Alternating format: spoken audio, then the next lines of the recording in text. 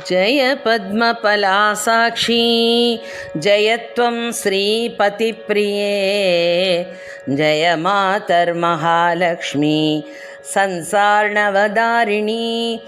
महालक्ष्मी नमस्तुभ्यं नमस्तुभ्यं सुरेश्वरी हरिप्रिये नमस्तुभ्यं नमस्तुभ्यं दयानिधे पद्मालये नमस्तुभ्यं नमस्तुभ्यं च सर्वदे सर्वभूतहितार्थाय वसुवृष्टिं सदा कुरु जगन्मातर्नमस्तुभ्यं नमस्तुभ्यं दयानिधे दयावती नमस्तुभ्यं विश्वेश्वरी नमोस्तुते नमः क्षीरार्णवसुते नमस्त्रैलोक्यधारिणी वसुवृष्टे नमस्तुभ्यं रक्ष मां शरणागतं रक्ष त्वं देवदेवेसि देवदेवस्य वल्लमे दरिद्रं त्राहि मां लक्ष्मीं कृपां कुरु ममोपरि नमस्त्रैलोक्यजननी नमस्त्रैलोक्यपावनी ब्रह्मादयो नमन्ते त्वां जगतानन्ददायिनी विष्णुप्रिये नमस्तुभ्यं नमस्तुभ्यं जगद्दिते आर्तिहन्त्री नमस्तुभ्यं समृद्धिं कुरु मे सदा अब्जवासे नमस्तुभ्यं चपलायै नमो नमः चञ्चलायै नमस्तुभ्यं ललितायै नमो नमः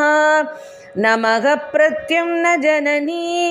मातस्तुभ्यं नमो नमः परिपालय मां मातर्मांस्तुभ्यं शरणागतम् शरण्ये त्वां प्रपन्नोऽस्मि कमले कमलालये त्राहि त्राहि महालक्ष्मी परित्राणपरायणे पाण्डित्यं शोभते नैव न सोपन्ति गुणान् नरे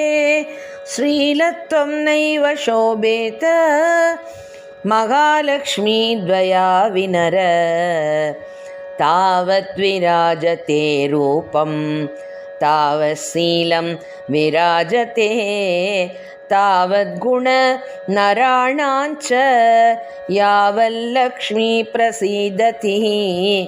लक्ष्मीद्वयालङ्कृत मानवये पापैर्विमुक्त नृपलोक मान्या गुणैर्विहीना गुणिनो भवन्ति दुःशीलिन शीलवतां वनिष्ठा लक्ष्मीर्भूषयते रूपं लक्ष्मीर्भूषयते कुलं लक्ष्मीर्भूषयते विद्यां सर्वा लक्ष्मी विशिष्यते लक्ष्मी त्वद्गुण कीर्तनेन कमला भूर्याज्वलं जिह्वतां रुद्रात्यारवी चन्द्रदेव पतयो वक्तुं च नैव क्षमा अस्माभिस्तव रूपलक्षणगुणान् वक्तुं कथं शक्यते मातर्मां परिपाहि विश्वजननी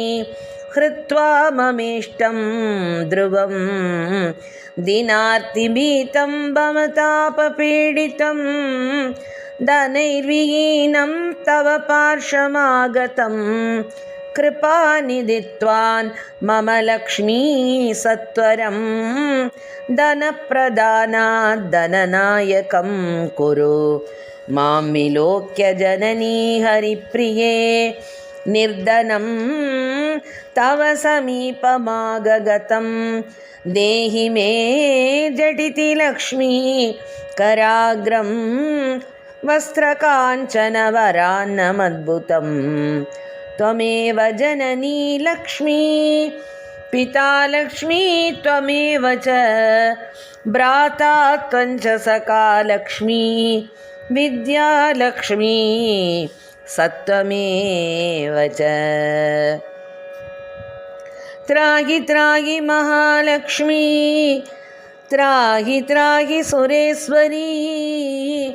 त्राहि त्राहि जगन्माता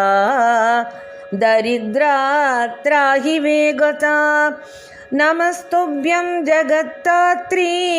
नमस्तुभ्यं नमो नमः धर्माधारे नमस्तुभ्यं नमः सम्पत्तिदायिनी। दरिद्रार्णवमग्नोऽहं निमग्नोऽहं रसातले मज्जन्तं मां करे धृत्वा नूत्तरत्वं रमे ध्रुवं। किं लक्ष्मी बहुनोक्तेन जल्पितेन पुनः अन्यन्मे चरणं नास्ति सत्यं सत्यं हरिप्रिये। एतश्रुत्वागस्त्य वाक्यं हृष्यमाणा हरिप्रिया उवाच मधुरां वाणीं दुष्टाहं तव सर्वदा यत्त्वयोक्तमिदं प्रोक्तं यः पठिष्यति मानव शृणोति स महाभाग दस्याहं वसवर्तिनी नित्यं पठति यो भक्त्या तव लक्ष्मी सदस्य नश्यति ऋणश्च नश्यते तीव्रं वियोगं नैव पश्यति यः पठेत् प्रातरुत्थाय श्रद्धा भक्ति समन्वितः गृहे तस्य सदा तुष्टा नित्यं श्रीपतिना सह सुखसौभाग्यसम्पन्नो मनस्वी बुद्धिमान् भवेत् पुत्रवान् गुणवान् श्रेष्ठो भोगभोक्ता च मानव। इदं स्तोत्रं महापुण्यं लक्ष्मी अगस्त्य प्रकीर्तितं विष्णुप्रसादजनकं चतुर्वक्त्रफलप्रदम्। राजद्वारे जयश्चैव शत्रोत्सैव पराजय भूतप्रेतपिशाचानां व्याघ्राणां न भयं तथा न शस्त्रानलदो योगात्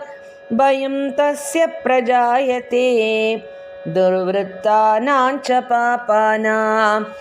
बहुहानिकरं परम्। मन्दुराकारी सालाशु कवाङ्कोष्ठे समाहितः पठेत् दोषशान्त्यर्थं महापातकनाशनं सर्वसौख्यकरं नृणाम् आयुरारोग्यतं तथा अगस्त्यमुनिना प्रोक्तं प्रजानां हितकाम्यया।